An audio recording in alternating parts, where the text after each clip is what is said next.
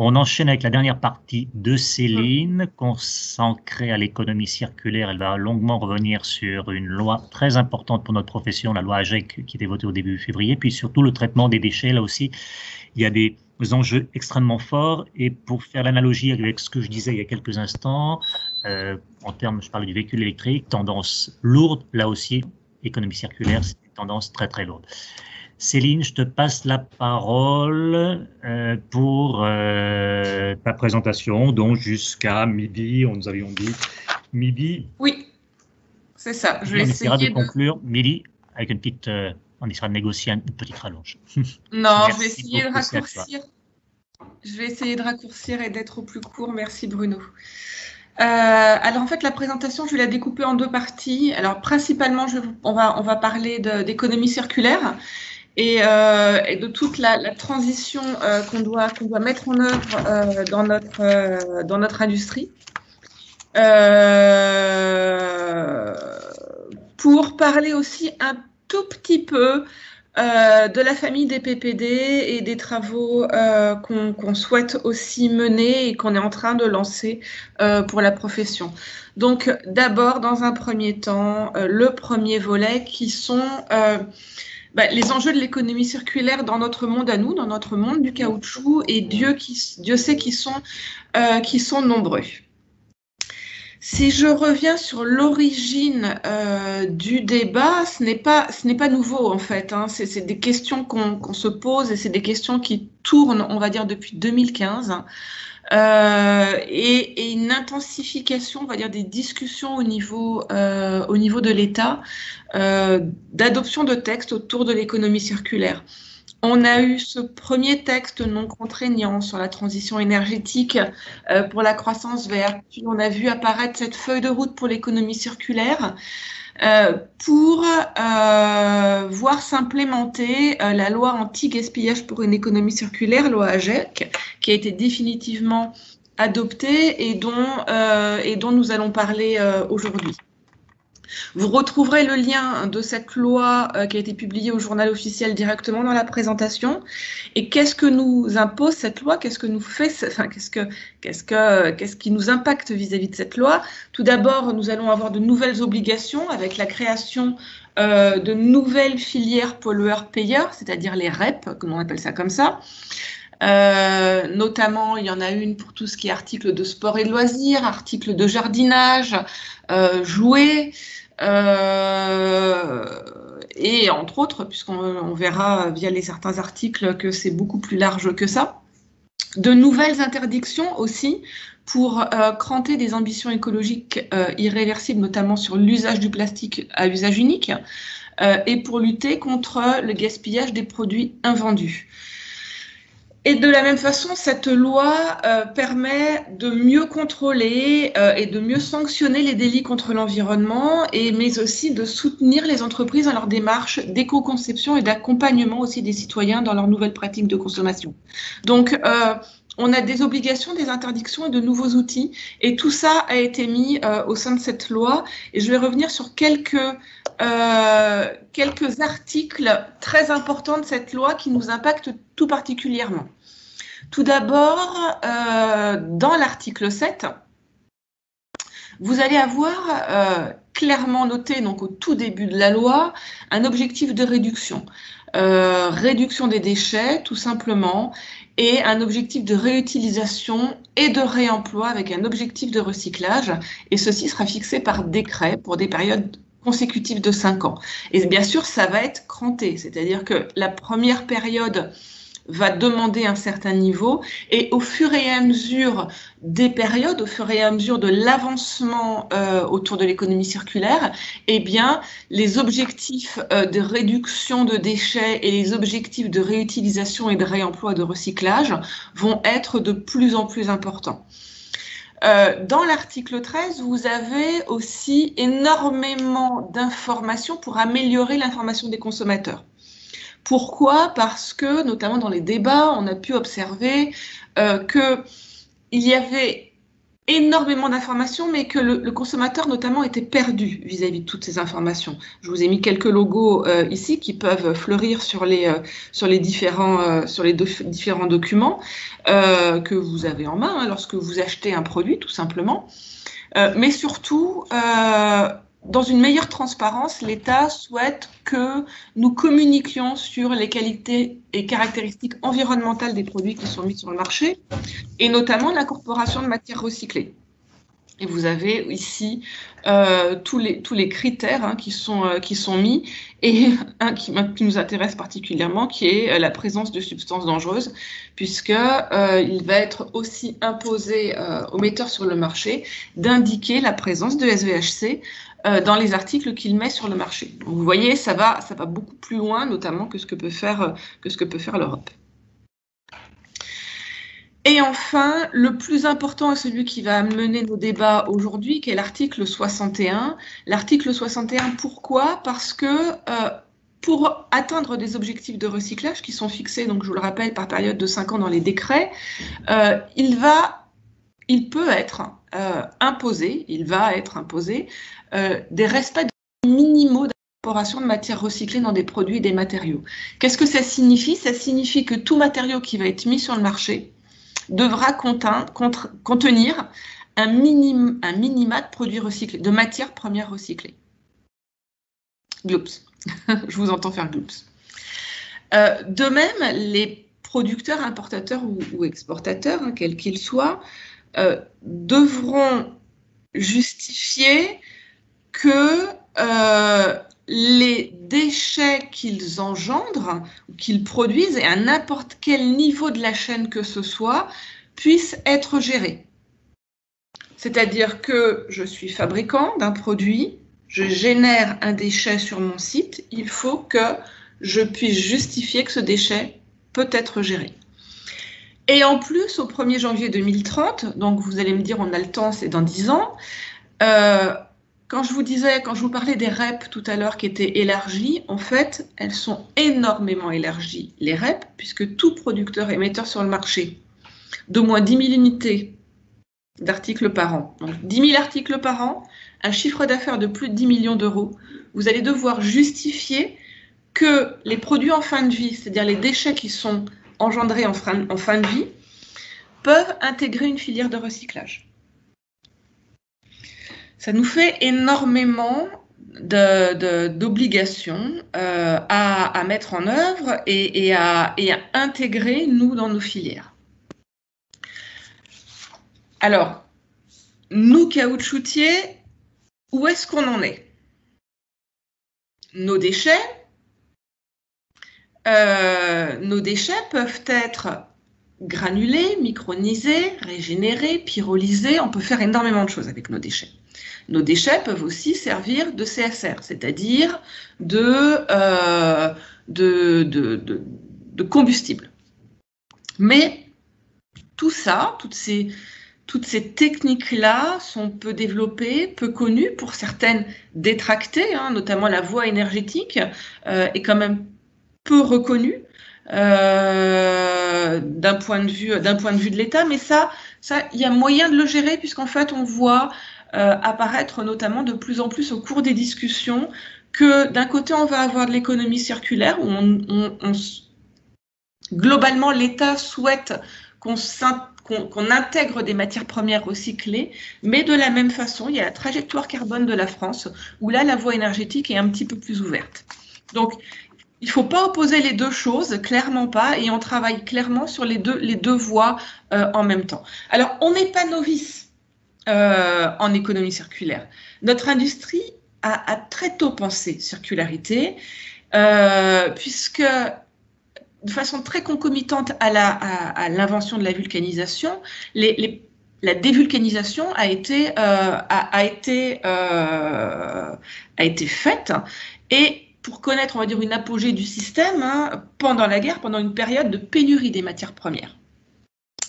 Alors, en effet, ça a diminué grandement, mais en 2003, la profession a créé Aliapur. Aliapur qui est l'organisme, donc la REP, une des REP, qui est un organisme qui traite les pneus en fin de vie. Et je le rappelle, c'est un organisme qui traite 100% des pneumatiques qui sont mis sur le marché l'année précédente. C'est-à-dire qu'on est capable de collecter et de traiter, de gérer tous ces pneumatiques qui sont mis sur le marché et qui arrivent en tant que déchets. Entre 2013 et 2018, de la même façon, la profession avait, via le projet Bioproof, travaillé grandement sur 2 axes. Alors l'axe biosourcé, oui, bien évidemment, puisqu'à l'époque, ça semblait être l'axe prépondérant, mais aussi sur un axe recyclage. Donc, la France, la profession française, la profession caoutchouc France n'était pas restée sans rien faire, on va dire, depuis le début des années 2000. On voit un certain nombre d'actions. Et si je regarde même un petit peu plus loin, vous m'excuserez pour la qualité du tableau, mais c'était pour vous montrer aussi que dans les projets H2020, et il n'y a pas le dernier projet Michelin dans ce tableau-là, avec Pyrom, les projets autour de la dévulcanisation, de la micronisation et de l'intégration de matières premières recyclées ont été importants et ont généré plusieurs produits, plusieurs projets. Value Rubber, des Vulc, voilà, un certain nombre de projets autour du recyclage. Et certaines des entreprises, d'ailleurs, qui sont dans cette réunion, sont partie prenante de certains de ces projets.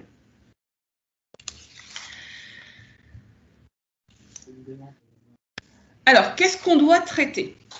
Si on réfléchit à ça, qu'est-ce qu'on doit traiter et de quoi nous allons parler par la suite dans cette réunion?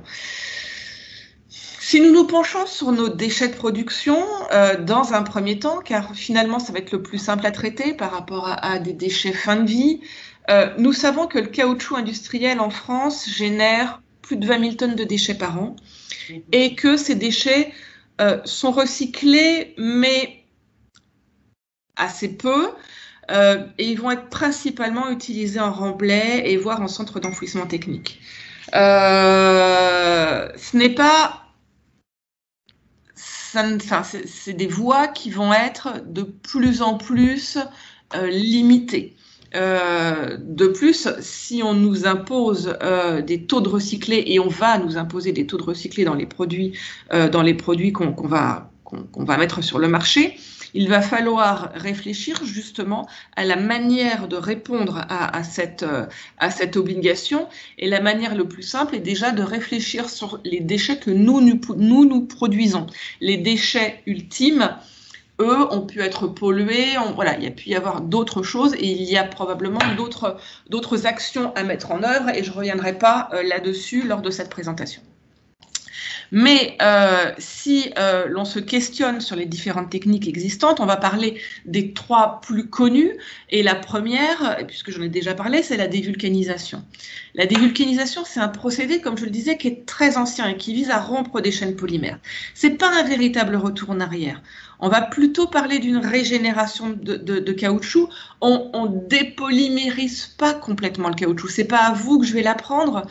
Et pourtant, je dois souvent en parler dans les différentes réunions. On ne peut pas retrouver notre SBR à l'état natif. On retrouve un polymère qui est différent. Et pour ce faire, on va utiliser plusieurs techniques. Alors, j'en ai pris 3 principalement, puisque ce sont 3 techniques qui sont parmi les membres du SNCP. Donc on a l'extrudeuse bivis corotative avec de la température, qui est un brevet développé et déposé par Plymouth, qui permet en effet de régénérer un certain nombre de caoutchoucs industriels. Le système BIVIS, ce même système BIVIS, mais auquel est ajouté du CO2 supercritique, qui est un projet, qui est un procédé qui est utilisé par Phoenix. Et la dernière technologie HSM, qui elle est un mélangeage à haut cisaillement sans additifs chimiques et qui permet notamment de briser des ponts entre des chaînes moléculaires sans les dégrader, qui est une procédé qui est lié à une joint venture que REP a effectuée avec un autre industriel. Donc, avec ces techniques-là, on va retrouver un polymère. Comme je le disais, pas le même polymère que l'on a à l'origine. Et si l'on regarde derrière ce que l'on peut faire avec ce polymère, et pour ça, je m'appuie systématiquement et je vais m'appuyer systématiquement sur les résultats de Bioproof durant cette présentation. Si j'essaye de le réintégrer tel que dans un mélange que je fais moi-même, au-delà de 10%, on va avoir des diminutions de certaines propriétés, comme vous pouvez le voir sur ce diagramme. Néanmoins, on n'a pas été voir de manière très fine comment est-ce qu'on pouvait le réintégrer et comment améliorer cette réintégration. Et ça pourrait être un vrai sujet, non pas de dévulcaniser, mais de voir comment est-ce qu'on peut intégrer ce dévulcanisat dans vos matières à hauteur justement d'une dizaine de pourcents. La deuxième voie qui est très très prometteuse, c'est la pyrolyse ou vapothermolyse. Je vous ai mis un exemple qui est bien connu, qui est via Alpha Carbone, mais qui n'est pas le seul, puisque le projet Pyrom en est aussi un bel exemple, où on a 3 matières premières sortantes du process. On a de l'énergie qui permet au process de fonctionner après démarrage en boucle fermée, et on récupère de l'huile et du noir de carbone. Là, on va avoir quelque chose de très intéressant puisque, comme je le disais, on n'a pas d'apport d'énergie extérieure et voire même le système est même excédentaire en termes d'énergie. Donc, on va avoir un procédé qui est très vert d'un point de vue énergétique et ces noirs de carbone ont des propriétés qui sont néanmoins relativement intéressantes. Le projet Bioproof a démontré que on pouvait réintégrer quand même des quantités assez intéressantes de ces noirs de carbone recyclés. Et en rhéométrie, aucune influence, quel que soit le taux de substitution, sachant qu'on est monté jusqu'à 50% de taux de substitution par rapport à du noir de carbone. Mais pareil, que les propriétés mécaniques vont être différemment influencées en fonction de ces taux de substitution. Qu'est-ce que ça veut dire? Ça veut dire que dans certaines pièces, on va pouvoir en intégrer de grandes quantités, dans d'autres probablement de moins grandes quantités. Mais dans vapothermolyse, dans Bioproof, on a testé, à ma connaissance, que les noirs de carbone. On n'a pas testé les huiles. Or, on a aussi des huiles dans nos caoutchoucs, on a aussi ce type de produit. Et c'est bien tout ça toutes ces matières premières recyclées auxquelles il faut penser. La dernière voie, la micronisation, a aussi été largement utilisée, largement testée dans Bioproof, où on a, là je vous ai pris un procédé technique des pneumatiques, mais finalement qui peut être transcrit aux différents caoutchoucs industriels, où on va avoir dans un premier temps une granulation, et cette granulation va ensuite être micronisée après séparation. On peut séparer le métal, on peut séparer le textile, pour arriver à des poudres plus ou moins fines, des micronisats. Ce qu'on sait, c'est que sur la micronisation, on va avoir plusieurs techniques, plusieurs machines. Vous allez avoir des machines pour le broyage, par coupe ou par impact, avec des broyeurs à couteau ou des broyeurs à marteau, en fonction de la dureté. Donc, en fonction de la dureté de vos caoutchoucs, typiquement, on va avoir des techniques pour les broyer. Et il y en a des machines aussi pour les microniser, avec différentes techniques. Coupe, impact, à température ambiante, à cryogénie, température contrôlée, sous gaz inerte. Et le plus intéressant pour vous, finalement, c'est qu'on peut avoir différents volumes. On peut être sur des énormes structures, notamment celles qui nous servent à traiter nos pneumatiques, mais on peut aussi avoir des petites machines de micronisation, voire des machines équipements laboratoire, comme vous pouvez voir sur la photo. Or, on a un aspect qui va être ensuite lié à cette réintroduction. On peut la réintroduire en quantité raisonnable, et si on reste inférieur à 20%, on va voir une diminution néanmoins des propriétés mécaniques. Dans Bioproof, on a pu montrer que cette diminution était fonction de la taille des micronisés et que moins le granulat, moins la poudrette est grossière et plus elle est fine, plus on va pouvoir la réintroduire dans nos mélanges. Et si les granulats aussi sont introduits au niveau du mélangeur interne plutôt qu'au niveau de la mise en forme, on va pouvoir en introduire aussi de plus grosses quantités. Néanmoins, il faut aussi regarder, puisqu'on a aussi l'aspect granuleux des pièces qui peuvent sortir, donc ça peut être gênant pour certaines applications, donc on ne va pas pouvoir le faire à chaque fois. On a aussi l'aspect technico-économique, puisqu'il serait intéressant de savoir à quel impact prix-propriété on va pouvoir les réintégrer, mais ce n'est pas encore quelque chose qui est largement utilisé par les industries du GRG. Nos grands granulateurs, on a 2 en France, ne granulent que du pneu en fin de vie. Et c'est complètement normal. C'est complètement normal vu la diversité, des produits qu'on avait, nous, en caoutchouc industriel, en déchets. Bioproof, clairement, à sa conclusion, mettait l'accent sur les matières plutôt vertes plutôt que les matières premières recyclées.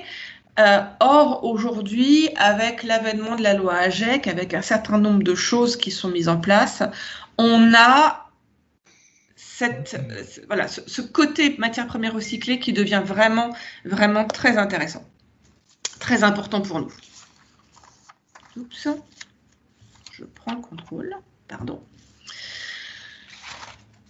Et si l'on veut satisfaire aux obligations de l'article 61 de la loi AGEC, qui, je vous le rappelle, va nous imposer des taux de matière recyclés, il va falloir bien qu'on connaisse nos déchets pour travailler en priorité sur les gros volumes. Il va nous falloir trier nos déchets pour permettre de réincorporer nos matières premières recyclées d'une manière la plus efficiente. Et je pense que vous avez compris là où je venais en venir en vous présentant les 3 techniques. Il va nous falloir mixer les matières premières secondaires pour premièrement limiter la dégradation des propriétés, mais aussi atteindre des taux de recyclés qui vont être malgré tout de plus en plus importants. Ça veut dire qu'on ne va pas forcément se concentrer sur une seule technique. Oui, le micronisé est très intéressant, mais très intéressant, et je vous connais bien, donc très intéressant en interne. Il va vous falloir vous permettre d'acquérir des outils en interne pour que vous puissiez vous-même faire cette économie circulaire. C'est-à-dire, quand je dis vous-même faire cette économie circulaire, c'est-à-dire mettre des projets en place pour que, et c'est ce que je vais vous présenter juste derrière, pour assurer aux producteurs d'anticiper les obligations réglementaires qui vont arriver d'ici à 5 ans. C'est-à-dire vous permettre d'acquérir des machines de granulation et de micronisation à coût préférentiel, parce que le plan de relance est là pour ça. Le plan de relance s'appuie notamment énormément sur cette loi AGEC, et donc c'est le bon moment pour demander les outils, demander le financement d'études et le financement d'un certain nombre de choses pour que notre industrie puisse rentrer un peu plus dans l'économie circulaire. On n'y sera jamais à 100%. On peut pas rêver, on n'a pas encore trouvé les méthodes qui vont nous permettre de dévulcaniser vraiment, c'est-à-dire les systèmes de vulcanisation labile qui vont nous permettre de revenir en arrière. Mais néanmoins, si on peut atteindre 15 à 20% de recyclé, on aura déjà bien avancé sur le sujet.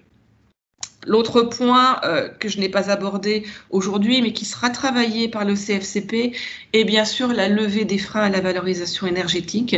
Et pour cela, on va s'appuyer sur la trajectoire bas carbone de la France, puisqu'il y a un certain nombre de choses à faire sur le sujet. Alors cette présentation, je ne l'ai pas faite toute seule, hein, parce que je dois avouer qu'il y a énormément d'informations qui m'ont été remontées justement par d'autres permanents du CFCP.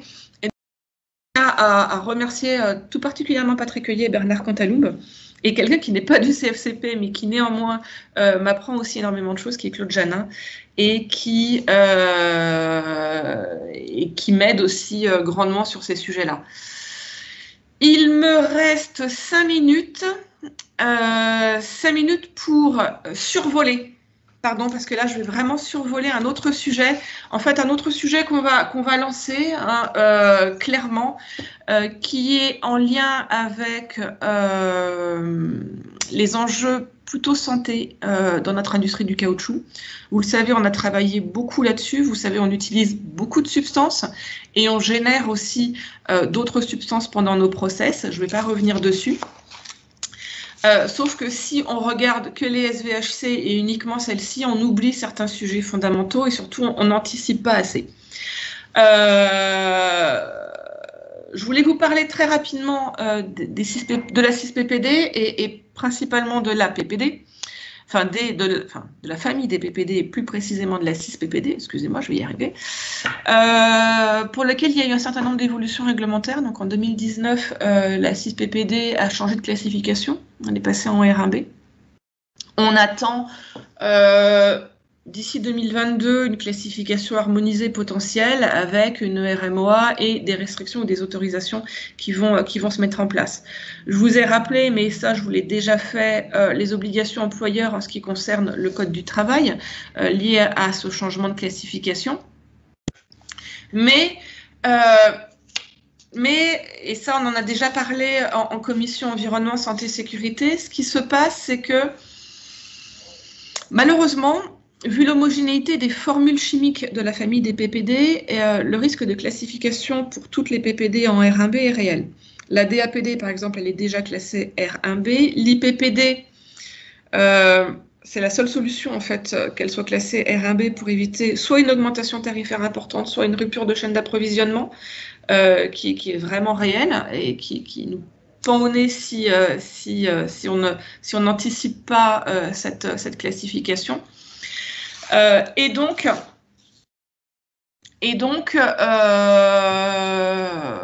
certaines problématiques. Pourquoi? Parce que la 6-PPD, elle était listée notamment en contact alimentaire et en contact eau potable, qu'on est toujours en train d'essayer de regarder ce qui se passe au niveau des sports et loisirs et au niveau de la cosmétique. Est-ce que cette substance est utilisée? Pourquoi est-ce que je me concentre sur ces utilisations-là? Eh bien, tout simplement parce que ce qu'on cherche à éviter, c'est l'exposition consommateur et l'exposition travailleur, notamment l'exposition dermale, sur des caoutchoucs qui soient cuits, clairement.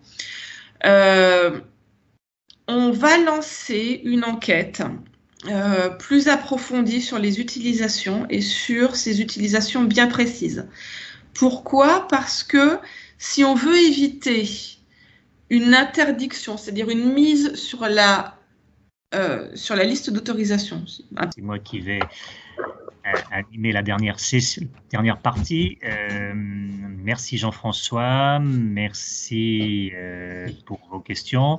On enchaîne avec la dernière partie de Céline, consacrée à l'économie circulaire. Elle va longuement revenir sur une loi très importante pour notre profession, la loi AGEC, qui était votée au début février, puis surtout le traitement des déchets. Là aussi, il y a des enjeux extrêmement forts. Et pour faire l'analogie avec ce que je disais il y a quelques instants, en termes, je parlais du véhicule électrique, tendance lourde, là aussi, économie circulaire, c'est une tendance très très lourde.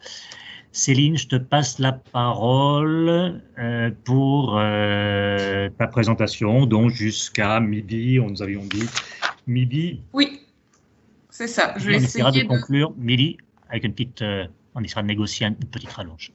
Non, je vais essayer de raccourcir. Je vais essayer de raccourcir et d'être au plus court. Merci Bruno.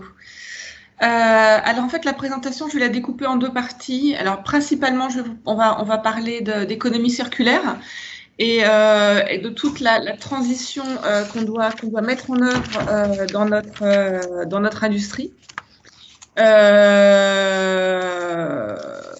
Pour parler aussi un tout petit peu de la famille des PPD et des travaux qu'on souhaite aussi mener et qu'on est en train de lancer pour la profession. Donc d'abord, dans un premier temps, le premier volet qui sont les enjeux de l'économie circulaire dans notre monde à nous, dans notre monde du caoutchouc, et Dieu sait qu'ils sont nombreux. Si je reviens sur l'origine du débat, ce n'est pas nouveau en fait. Hein. C'est des questions qu'on se pose et c'est des questions qui tournent, on va dire, depuis 2015. Et une intensification, on va dire, des discussions au niveau de l'État, d'adoption de textes autour de l'économie circulaire.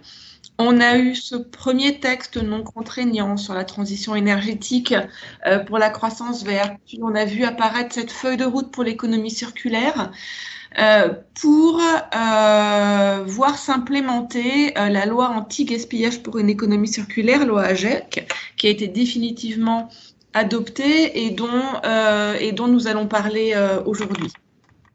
Vous retrouverez le lien de cette loi qui a été publiée au journal officiel directement dans la présentation. Et qu'est-ce que nous impose cette loi? Qu'est-ce que nous fait? Enfin, qu'est-ce qui nous impacte vis-à-vis de cette loi? Tout d'abord, nous allons avoir de nouvelles obligations avec la création de nouvelles filières pollueurs-payeurs, c'est-à-dire les REP, comme on appelle ça comme ça. Notamment, il y en a une pour tout ce qui est articles de sport et de loisirs, articles de jardinage, jouets, et entre autres, puisqu'on verra via certains articles que c'est beaucoup plus large que ça. De nouvelles interdictions aussi pour cranter des ambitions écologiques irréversibles, notamment sur l'usage du plastique à usage unique, et pour lutter contre le gaspillage des produits invendus.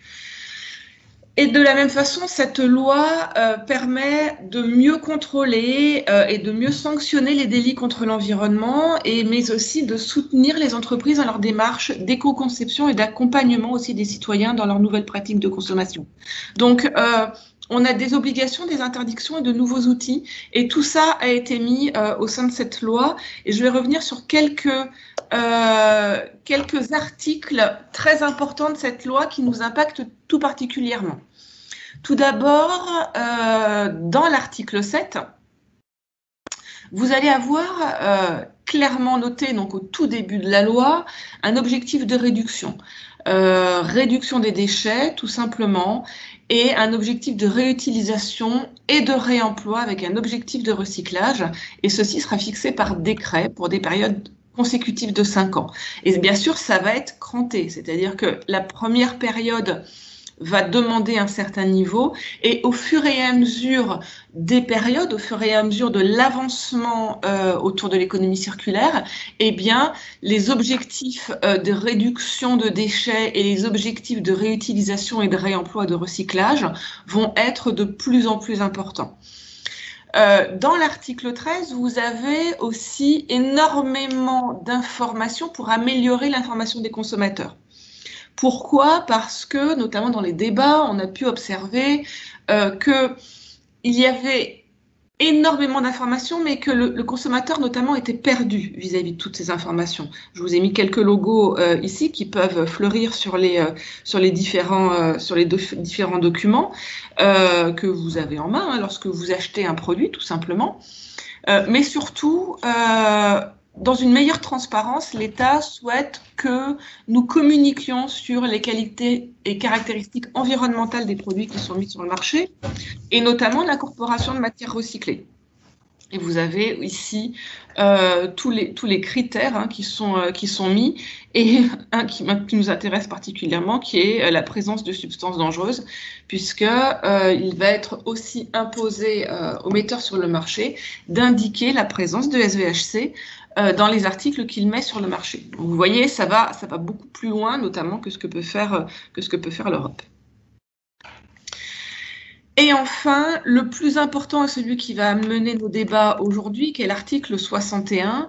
L'article 61, pourquoi? Parce que pour atteindre des objectifs de recyclage qui sont fixés, donc je vous le rappelle, par période de 5 ans dans les décrets, il peut être imposé, des respects minimaux d'incorporation de matières recyclées dans des produits et des matériaux. Qu'est-ce que ça signifie? Ça signifie que tout matériau qui va être mis sur le marché devra contenir un minima de produits recyclés, de matières premières recyclées. Gloops. Je vous entends faire gloops. De même, les producteurs, importateurs ou exportateurs, hein, quels qu'ils soient, devront justifier que les déchets qu'ils engendrent ou qu'ils produisent, et à n'importe quel niveau de la chaîne que ce soit, puissent être gérés. C'est-à-dire que je suis fabricant d'un produit, je génère un déchet sur mon site, il faut que je puisse justifier que ce déchet peut être géré.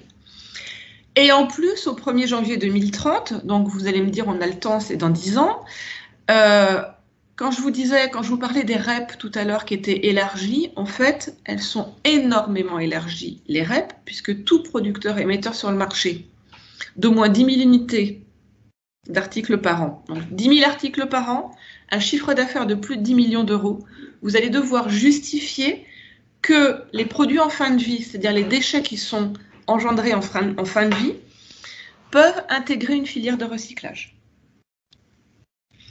Ça nous fait énormément d'obligations à mettre en œuvre et à intégrer, nous, dans nos filières. Alors, nous, caoutchoutiers, où est-ce qu'on en est? Nos déchets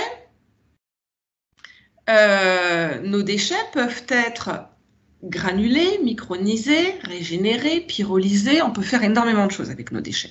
Nos déchets peuvent aussi servir de CSR, c'est-à-dire de combustible. Mais tout ça, toutes ces techniques-là sont peu développées, peu connues, pour certaines détractées, hein, notamment la voie énergétique est quand même peu reconnue d'un point de vue de l'État, mais ça, il y a moyen de le gérer, puisqu'en fait, on voit apparaître notamment de plus en plus au cours des discussions que d'un côté, on va avoir de l'économie circulaire, où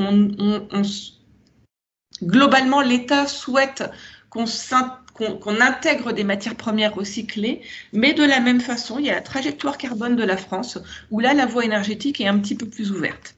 Donc, il ne faut pas opposer les deux choses, clairement pas, et on travaille clairement sur les deux voies en même temps. Alors, on n'est pas novice en économie circulaire. Notre industrie a très tôt pensé circularité, puisque de façon très concomitante à l'invention de la vulcanisation, la dévulcanisation a été faite, et pour connaître, on va dire, une apogée du système, hein, pendant la guerre, pendant une période de pénurie des matières premières.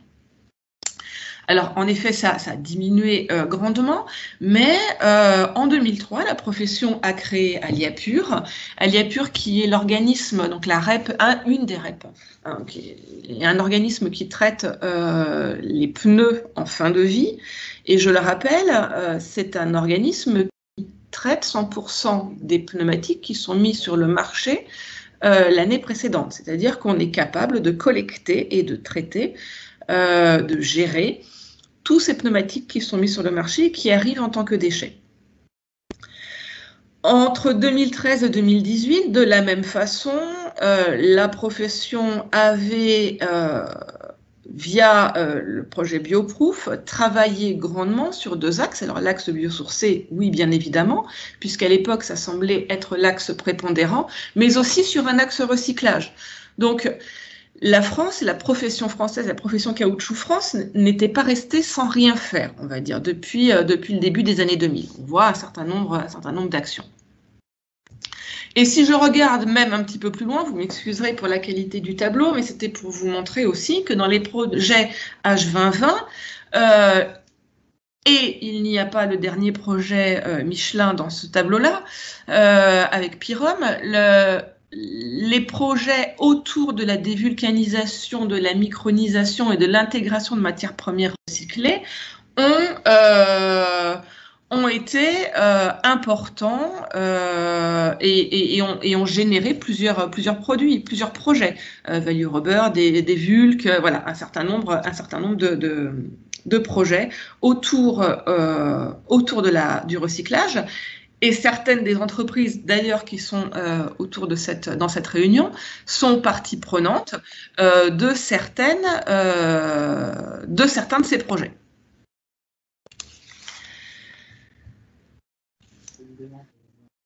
Alors, qu'est-ce qu'on doit traiter? Si on réfléchit à ça, qu'est-ce qu'on doit traiter et de quoi nous allons parler par la suite dans cette réunion? Si nous nous penchons sur nos déchets de production, dans un premier temps, car finalement ça va être le plus simple à traiter par rapport à des déchets fin de vie, nous savons que le caoutchouc industriel en France génère plus de 20 000 tonnes de déchets par an et que ces déchets sont recyclés, mais assez peu, et ils vont être principalement utilisés en remblai et voire en centre d'enfouissement technique. Ce n'est pas... c'est des voies qui vont être de plus en plus limitées. De plus, si on nous impose des taux de recyclés, et on va nous imposer des taux de recyclés dans les produits qu'on va mettre sur le marché, il va falloir réfléchir justement à la manière de répondre à cette obligation. Et la manière le plus simple est déjà de réfléchir sur les déchets que nous produisons. Les déchets ultimes, eux, ont pu être pollués, voilà, il y a pu y avoir d'autres choses et il y a probablement d'autres actions à mettre en œuvre et je ne reviendrai pas là-dessus lors de cette présentation. Mais si l'on se questionne sur les différentes techniques existantes, on va parler des 3 plus connues. Et la première, puisque j'en ai déjà parlé, c'est la dévulcanisation. La dévulcanisation, c'est un procédé, comme je le disais, qui est très ancien et qui vise à rompre des chaînes polymères. Ce n'est pas un véritable retour en arrière. On va plutôt parler d'une régénération de caoutchouc. On dépolymérise pas complètement le caoutchouc. C'est pas à vous que je vais l'apprendre. Et pourtant, je dois souvent en parler dans les différentes réunions. On ne peut pas retrouver notre SBR à l'état natif. On retrouve un polymère qui est différent. Et pour ce faire, on va utiliser plusieurs techniques. Alors, j'en ai pris 3 principalement, puisque ce sont 3 techniques qui sont parmi les membres du SNCP. Donc on a l'extrudeuse bivis corotative avec de la température, qui est un brevet développé et déposé par Plymouth, qui permet en effet de régénérer un certain nombre de caoutchoucs industriels. Le système bivis, ce même système bivis, mais auquel est ajouté du CO2 supercritique, qui est un procédé qui est utilisé par Phoenix, et la dernière technologie HSM, qui elle est un mélangeage à haut cisaillement sans additifs chimiques et qui permet notamment de briser des ponts entre des chaînes moléculaires sans les dégrader, qui est une procédé qui est lié à une joint venture que REP a effectuée avec un autre industriel. Donc, avec ces techniques-là, on va retrouver un polymère. Comme je le disais, pas le même polymère que l'on a à l'origine. Et si l'on regarde derrière ce que l'on peut faire avec ce polymère, et pour ça, je m'appuie systématiquement et je vais m'appuyer systématiquement sur les résultats de Bioproof durant cette présentation. Si j'essaye de le réintégrer tel que dans un mélange que je fais moi-même, au-delà de 10%, on va avoir des diminutions de certaines propriétés, comme vous pouvez le voir sur ce diagramme. Néanmoins, on n'a pas été voir de manière très fine comment est-ce qu'on pouvait le réintégrer et comment améliorer cette réintégration. Et ça pourrait être un vrai sujet, non pas de dévulcaniser, mais de voir comment est-ce qu'on peut intégrer ce dévulcanisat dans vos matières à hauteur justement d'une dizaine de %. La deuxième voie qui est très très prometteuse, c'est la pyrolyse ou vapothermolyse. Je vous ai mis un exemple qui est bien connu, qui est via Alpha Carbone, mais qui n'est pas le seul, puisque le projet Pyrom en est aussi un bel exemple, où on a 3 matières premières sortantes du process. On a de l'énergie qui permet au process de fonctionner après démarrage en boucle fermée, et on récupère de l'huile et du noir de carbone. Là, on va avoir quelque chose de très intéressant puisque, comme je le disais, on n'a pas d'apport d'énergie extérieure et voire même le système est même excédentaire en termes d'énergie. Donc, on va avoir un procédé qui est très vert d'un point de vue énergétique et ces noirs de carbone ont des propriétés qui sont néanmoins relativement intéressantes. Le projet Bioproof a démontré que on pouvait réintégrer quand même des quantités assez intéressantes de ces noirs de carbone recyclés. Et en rhéométrie, aucune influence, quel que soit le taux de substitution, sachant qu'on est monté jusqu'à 50% de taux de substitution par rapport à du noir de carbone. Mais pareil, que les propriétés mécaniques vont être différemment influencées en fonction de ces taux de substitution. Qu'est-ce que ça veut dire? Ça veut dire que dans certaines pièces, on va pouvoir en intégrer de grandes quantités, dans d'autres probablement de moins grandes quantités. Mais dans vapothermolyse, dans Bioproof, on a testé, à ma connaissance, que les noirs de carbone. On n'a pas testé les huiles. Or, on a aussi des huiles dans nos caoutchoucs, on a aussi ce type de produit. Et c'est bien tout ça toutes ces matières premières recyclées auxquelles il faut penser. La dernière voie, la micronisation, a aussi été largement utilisée, largement testée dans Bioproof, où on a, là je vous ai pris un procédé technique des pneumatiques, mais finalement qui peut être transcrit aux différents caoutchoucs industriels, où on va avoir dans un premier temps une granulation, et cette granulation va ensuite être micronisée après séparation. On peut séparer le métal, on peut séparer le textile, pour arriver à des poudres plus ou moins fines, des micronisats.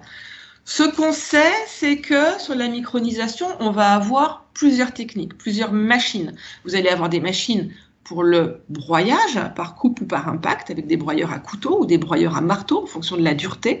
Donc, en fonction de la dureté de vos caoutchoucs, typiquement, on va avoir des techniques pour les broyer. Et il y en a des machines aussi pour les microniser, avec différentes techniques.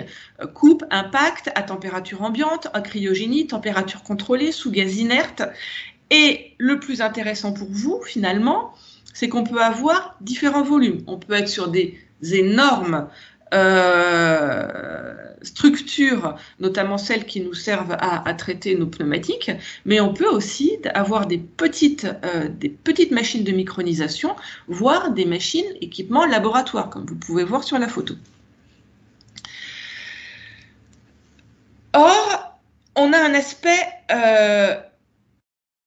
qui va être ensuite lié à cette réintroduction. On peut la réintroduire en quantité raisonnable, et si on reste inférieur à 20%, on va voir une diminution néanmoins des propriétés mécaniques. Dans Bioproof, on a pu montrer que cette diminution était fonction de la taille des micronisés, et que moins le granulat, moins la poudrette est grossière, et plus elle est fine, plus on va pouvoir la réintroduire dans nos mélanges. Et si les granulats aussi sont introduits au niveau du mélangeur interne plutôt qu'au niveau de la mise en forme, on va pouvoir en introduire aussi de plus grosses quantités. Néanmoins, il faut aussi regarder, puisqu'on a aussi l'aspect granuleux des pièces qui peuvent sortir, donc ça peut être gênant pour certaines applications, donc on ne va pas pouvoir le faire à chaque fois. On a aussi l'aspect technico-économique, puisqu'il serait intéressant de savoir à quel impact prix-propriété on va pouvoir les réintégrer, mais ce n'est pas encore quelque chose qui est largement utilisé par les industries du GRG. Nos grands granulateurs, bon, on a 2 en France, ne granulent que du pneu en fin de vie. Et c'est complètement normal. C'est complètement normal vu la diversité, des produits qu'on avait, nous, en caoutchouc industriel, en déchets. Bioproof, clairement, à sa conclusion, mettait l'accent sur les matières plutôt vertes plutôt que les matières premières recyclées. Or, aujourd'hui, avec l'avènement de la loi AGEC, avec un certain nombre de choses qui sont mises en place, on a ce côté matières premières recyclées qui devient vraiment, vraiment très intéressant, très important pour nous. Oups. Je prends contrôle, pardon. Et si l'on veut satisfaire aux obligations de l'article 61 de la loi AGEC, qui, je vous le rappelle, va nous imposer des taux de matière recyclés, il va falloir bien qu'on connaisse nos déchets pour travailler en priorité sur les gros volumes. Il va nous falloir trier nos déchets pour permettre de réincorporer nos matières premières recyclées d'une manière la plus efficiente. Et je pense que vous avez compris là où je venais en venir en vous présentant les 3 techniques. Il va nous falloir mixer les matières premières secondaires pour premièrement limiter la dégradation des propriétés, mais aussi atteindre des taux de recyclés qui vont être malgré tout de plus en plus importants. Ça veut dire qu'on ne va pas forcément se concentrer sur une seule technique. Oui, le micronisé est très intéressant, mais très intéressant, et je vous connais bien, donc très intéressant en interne, il va vous falloir vous permettre d'acquérir des outils en interne pour que vous puissiez vous-même faire cette économie circulaire. C'est-à-dire, quand je dis vous-même faire cette économie circulaire, c'est-à-dire mettre des projets en place pour que, et c'est ce que je vais vous présenter juste derrière, pour assurer aux producteurs d'anticiper les obligations réglementaires qui vont arriver d'ici à 5 ans. C'est-à-dire vous permettre d'acquérir des machines de granulation et de micronisation à coût préférentiel, parce que le plan de relance est là pour ça. Le plan de relance s'appuie notamment énormément sur cette loi AGEC, et donc c'est le bon moment pour demander les outils, demander le financement d'études et le financement d'un certain nombre de choses pour que notre industrie puisse rentrer un peu plus dans l'économie circulaire. On n'y sera jamais à 100%. On peut pas rêver, on n'a pas encore trouvé les méthodes qui vont nous permettre de dévulcaniser vraiment, c'est-à-dire les systèmes de vulcanisation labile qui vont nous permettre de revenir en arrière. Mais néanmoins, si on peut atteindre 15 à 20% de recyclé, on aura déjà bien avancé sur le sujet. L'autre point que je n'ai pas abordé aujourd'hui, mais qui sera travaillé par le CFCP, est bien sûr la levée des freins à la valorisation énergétique. Et pour cela, on va s'appuyer sur la trajectoire bas carbone de la France, puisqu'il y a un certain nombre de choses à faire sur le sujet. Alors cette présentation, je ne l'ai pas faite toute seule, parce que je dois avouer qu'il y a énormément d'informations qui m'ont été remontées justement par d'autres permanents du CFCP. À remercier tout particulièrement Patrick Heuillet et Bernard Cantaloube, et quelqu'un qui n'est pas du CFCP, mais qui néanmoins m'apprend aussi énormément de choses, qui est Claude Janin, et qui m'aide aussi grandement sur ces sujets-là. Il me reste 5 minutes pour survoler pardon, parce que là, je vais vraiment survoler un autre sujet. En fait, un autre sujet qu'on va lancer, hein, clairement, qui est en lien avec les enjeux plutôt santé dans notre industrie du caoutchouc. Vous le savez, on a travaillé beaucoup là-dessus. Vous savez, on utilise beaucoup de substances et on génère aussi d'autres substances pendant nos process. Je ne vais pas revenir dessus. Sauf que si on regarde que les SVHC et uniquement celles-ci, on oublie certains sujets fondamentaux et surtout on n'anticipe pas assez. Je voulais vous parler très rapidement de la 6-PPD et principalement de la PPD, enfin de la famille des PPD et plus précisément de la 6-PPD, excusez-moi, je vais y arriver, pour lequel il y a eu un certain nombre d'évolutions réglementaires. Donc en 2019, la 6-PPD a changé de classification, on est passé en R1B. On attend d'ici 2022 une classification harmonisée potentielle avec une RMOA et des restrictions ou des autorisations qui vont se mettre en place. Je vous ai rappelé, mais ça je vous l'ai déjà fait, les obligations employeurs en ce qui concerne le code du travail liées à ce changement de classification. Mais,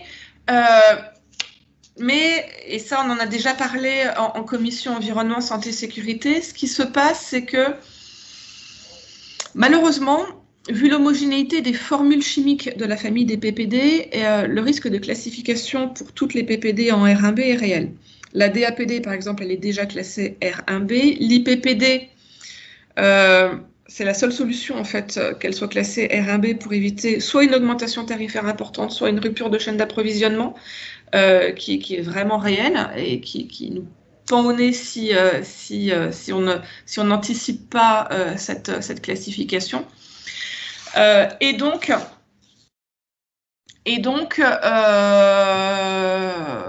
certaines problématiques. Certaines problématiques, pourquoi? Parce que la 6-PPD, elle était listée notamment en contact alimentaire et en contact eau potable, qu'on est toujours en train d'essayer de regarder ce qui se passe au niveau des sports et loisirs et au niveau de la cosmétique. Est-ce que cette substance est utilisée? Pourquoi est-ce que je me concentre sur ces utilisations-là? Eh bien, tout simplement parce que ce qu'on cherche à éviter, c'est l'exposition consommateur et l'exposition travailleur, notamment l'exposition dermale, sur des caoutchoucs qui soient cuits, clairement. On va lancer une enquête plus approfondie sur les utilisations et sur ces utilisations bien précises. Pourquoi? Parce que si on veut éviter une interdiction, c'est-à-dire une mise sur la liste d'autorisation,